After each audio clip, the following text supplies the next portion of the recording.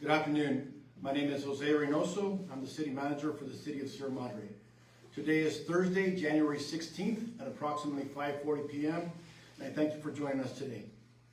The city of Sierra Madre is committed to transparency and ensuring that our residents have the most accurate and up-to-date information on impacts to our community. Our current situation remains fluid and changes are occurring quickly. We appreciate your patience and understanding as we address the challenges posed by the recent events. Today we will cover several key topics. You will hear from Water Superintendent Stephen McGee on the current status of our water system, from Police Corporal Shaw on safety and parking, from Fire Chief Brent Bartlett on the status of the Eaton fire and evacuations, and Public Works Director Inez on mud flow debris plans, food waste, and leaf blowers. We will now hear from Water Superintendent Stephen McGee for an update on our water system.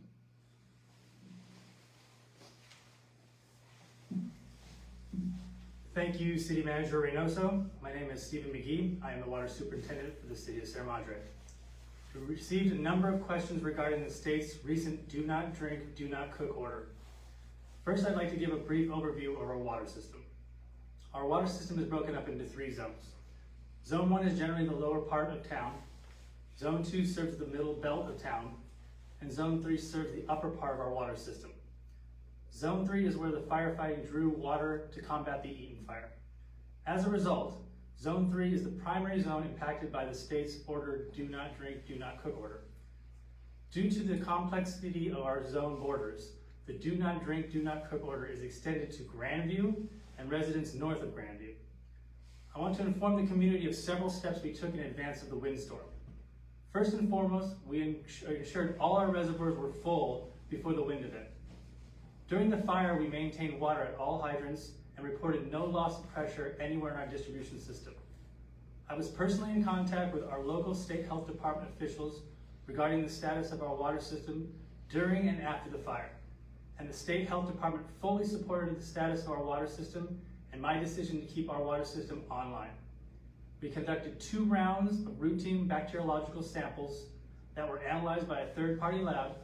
The results of the lab were clear and the chlorine residual were found to be well within the normal range. This week, the state contacted me to inform me that, as a precaution, they're requiring agencies that had homes or structures that burned to conduct additional testing for benzene, a known volatile organic compound, or VOC. For us, that was water zone 3. The main concern is VOCs from plastic or PVC house lines that could potentially enter the water service line or distribution system due to the burning in the fire. It is important to reiterate that we never lost water pressure in our system, and we had no loss of any water infrastructure. Regarding the status of the water testing, the city is working closely with a third-party water quality consultant to develop a comprehensive water testing plan. This plan must be approved by the state health department. We are submitting it to the state this week, and we anticipate receiving approval as early as next week. Once approved, we will begin testing.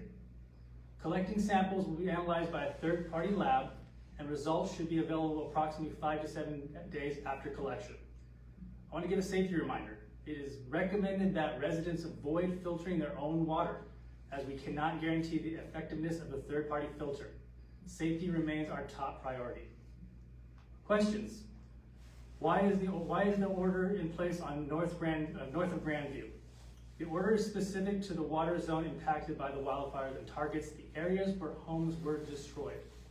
Another question, what is the water being tested for? The testing is focused on detecting benzene, a known VOC, as required by the health department. Are the spreading grounds off Grandview affected? No, the spreading grounds were not impacted by the Eaton fire. And is the testing required because of the outsourced water from MWD? No, the city relies 100% on groundwater sources for our drinking water. Water from MWD interconnection is only used to replenish our aquifer and is not directly connected to the distribution system. I will now turn it over to Fire Chief Bartlett for an update on fire activities. Thank you. Thank you, Superintendent McGee. I'd just like to give some brief updates Starting with the current conditions of the fire. We're currently sitting at 14,117 acres at 55% containment. We have 3,404 personnel still on the fire. Currently, as of today, we have minimal fire activity being observed. The observations include backing, creeping, and smoldering, where crews are working hard to get out the hot spots. Smoke could continue to be an issue, especially since we will have some more higher humidities, probably keeping the smoke in. So smoldering within the perimeter is going to cause some additional smoke, potentially, through today and tomorrow. Overnight smoke pooling can be expected to mix during the daytime hours. Lastly, evacuations. All zones are under normal status, which means there are no orders or warnings in effect for the city of Sierra Madre. However, you will still see resources visible within the areas.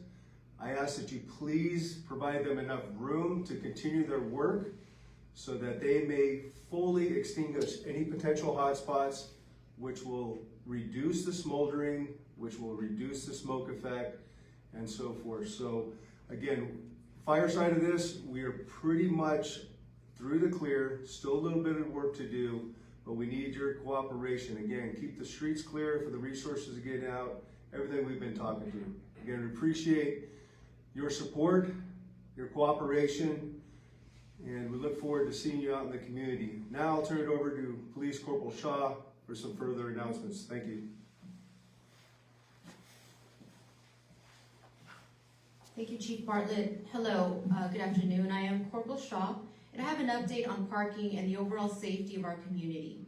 I'd like to address some of the questions that we've received. One of them is regarding parking restrictions and whether they're still in place. We ask residents to avoid parking in areas that may obstruct access to utility crews, including Southern California Edison, as they continue working to restore power. We encourage residents to park in their driveways, in their garages, and if possible, park in city parking lots. With that said, parking restrictions have been lifted, except during red flag warnings. The community also wants to know, is parking enforcement active? Parking enforcement is in effect only in areas where utility access is critical. We also want to let you know that we still have enhanced patrol in the city. We ask you to please report any suspicious activity, stay vigilant, and stay safe. I would like to now introduce Director Inez for our final update. Thank you.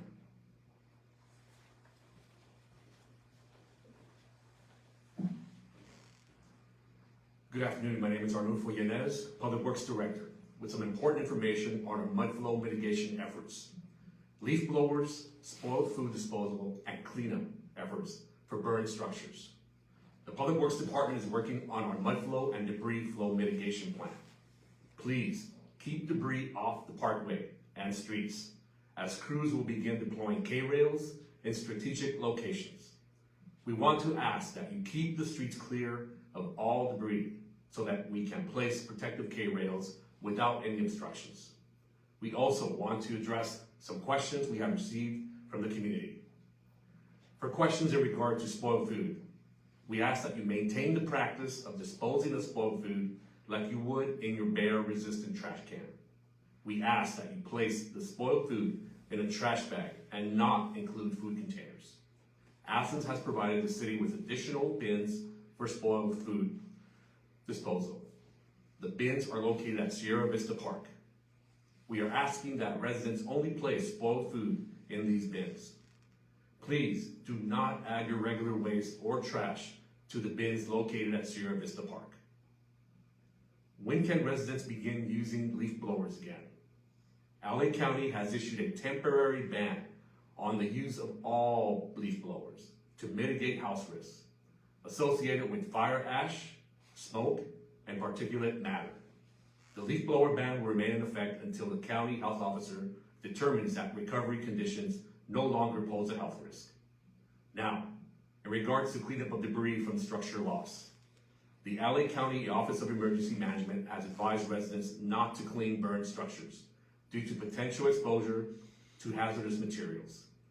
LA County OES has informed the city that the Environmental Protection Agency, EPA, will coordinate the cleanup of hazardous materials or burned properties. Phase 2 of the cleanup, which involves removing all remaining fire debris, will be conducted by the state or Army Corps of Engineers. More information will be shared as it becomes available. When will my power be restored? More sections of the city are coming back online. Residents still experiencing outages are encouraged to call Southern California Edison at 211 and to contact the city for additional support. Thank you for your continued resilience and cooperation during this challenging time. The city is here to support you, and we will keep you informed as new information becomes available.